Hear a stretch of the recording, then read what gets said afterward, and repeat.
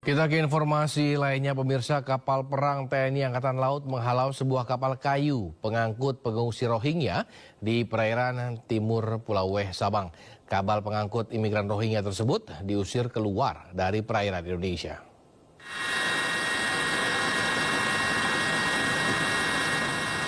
Inilah detik-detik saat kapal perang TNI Angkatan Laut KRI Bontang 907 menghalau sebuah kapal yang diduga mengangkut para pengungsi Rohingya.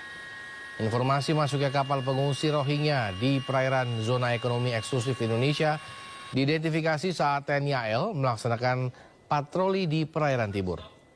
Setelah melaksanakan observasi, KRI Bontang 907 langsung membayangi dan menghalau kapal pengungsi Rohingya ini agar menjauh dari perairan Indonesia sekaligus memastikan mereka tidak kembali masuk ke Indonesia.